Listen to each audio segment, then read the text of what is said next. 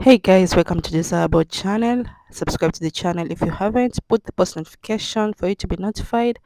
Like the video and comment if you'd like. Let's get into pop and urban entertainment as we usually do. Rapper and LSU champion winner Lafayette shows love to Nicki Minaj. She claims she's the first girl who came in and changed the game. This whole wave of women rappers will not be without Nicki Minaj.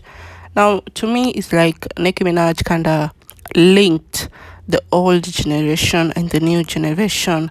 They started getting that respect and getting that signs from other people because Nicki was winning for too long and people wanted her to be dethroned. That's my opinion. Again, it's interesting how she was complaining about Lato recently, then now she's praising Nicki Minaj. Like, you didn't have to do these interviews back to back, complaining about Lato not putting you in the put on the floor song, and then coming here praising Nicki Minaj. So tell me think about that. Even though she is right, yeah, tell me think about that. A female artist with the most amount of songs remix on Spotify. That is remixes plus versions. It's very interesting how people feel like Nicki Minaj always works uh, charts because of the many versions, yet she only has 96. All the pop girls have a lot of versions to stay on the chart because they were club versions, they were demo versions. Nicki Minaj has never done that. And most of her versions, remixes, they are features from other artists. They are not her own songs. Like Super Freaky Girl only had one version, had only one remix. That's my opinion. So to me think about that. Super Freaky Girl by Nicki Minaj remains the biggest solo debut by a female rapper, Spotify Global, with 3.02 M. DojaCat recently has 2.86 M, which is a very close call, and it's a new on the charts. DojaCat Ain't Shit is 2.3 and Cardi B up with 2.2. Now that was a very close call between Attention and Super Freaky Girl. Even though these are different tiers, but still, she still remains the highest on Spotify Global. So congrats to her. Moving on to the Renaissance World Tour. From 50 shows out of 57 shows, it has already grossed 90 million. Beyonce always makes over 100 million, so this is not a shock to me. Her tickets are very expensive, but again, people claim they're always worth watching be. So tell me think about that. The insider article written by Chris Panel, if I'm not wrong, he went on saying both shows and claims one is memorable, but one is once in a lifetime concert, talking about Beyonce's Renaissance World Tour. Even though he claims he's not trying to bring a Stan war, Eras Tour was too long and jumbled, with extreme highs and lows in performance and production.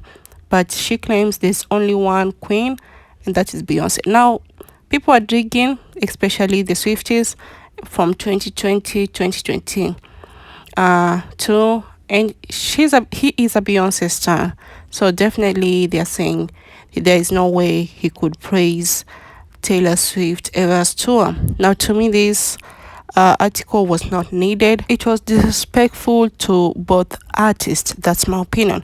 And you already know that recently they were on a Stan war. Whether somebody got hurt or not, he knew what he did. Moving on to Taylor Swift and Lorde. For those who don't know, Lorde is the one who sang Royal. She claims Taylor is kind and not wrong. Now, this is the post or the message she received from Taylor Swift. And Taylor claims that, now let's begin in the part we can see, you will always be imagined in my mind in a rowboat with Annie Lexon floating down in a river of a cool, cerebral, ethereal dreams, but don't F with me vibes all around you. And I don't think first week sales singularly define a legacy. And she replies, I love you too so much for this. Didn't Midnight though had like over 100 versions so that she could aim to over 2 million sales in the first week, so that her sales of the first week can define her legacy. You know, it's such an irony. Somebody was saying it's like somebody who got a mean grade of 4 point something GPA advising you, which is not needed. She's a church obsessed, according to a lot of people, which is very true. And, you know, she kind of blocked Caesar number one because of releasing a lot of versions and remixes just to stay at number one with Anti-Hero and blocking Caesar. That's my point of view of how I saw it. So let me talk about that. Moving on to Doja Cat, and the charts are out.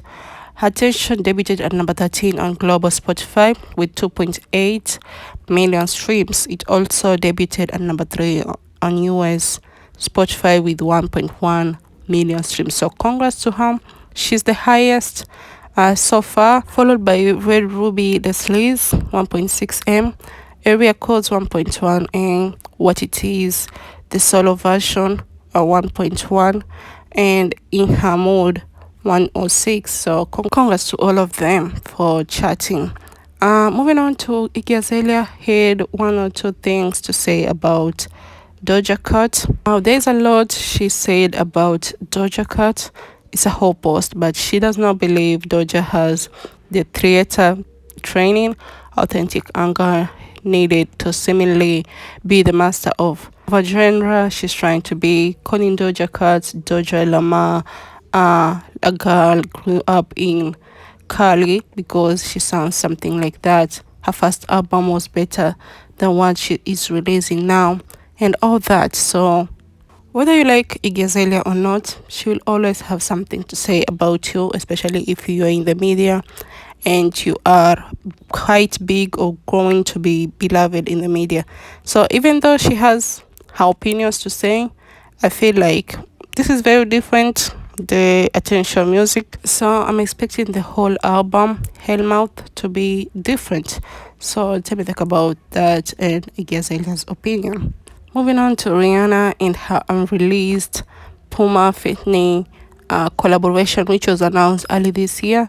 She has been spotted numerous times, even before the collaboration was announced. But recently, when she was out for lunch, I believe, she was spotted with the unreleased ones. So they look good. Tell me about that if you will be supporting Rihanna's collaboration out. Moving on to Ariana and the Weekend Grammy prediction or projection, whatever you want to call it. They are claiming if they submit the Die For You remix, they could win a Grammy in 2024, according to Forbes. So tell me talk about that. It's been a long time since The Weeknd ever submitted any song out there, and this is The Weeknd song. It's not Ariana song. Even Ariana herself only has 2 Grammys, so you can imagine. Tell me if they will be releasing the song or, they're using them for clickbait the way they always use Nicki Minaj, allegedly. Moving on to KylieJenner and Megan. She is criticized for sharing a TikTok of herself listening to unreleased Tory Lanez music. Now, my whole point is, how did she get that unreleased Tory Lanez music? Did it get linked and now she's using it, or did she call the team to give her something so that she could be promoting Tory Lanez music? That's my opinion. I want to know. Even though Kylie has been quiet this whole time during the case and everything, low-key people in the industry still looking like they are supporting Tory Lanez, even though they don't want to show it out. So tell me think about that. Was it a good idea for him? And again, you cannot force somebody to listen to something they want to listen, whether they are sending a message or they are not sending a message.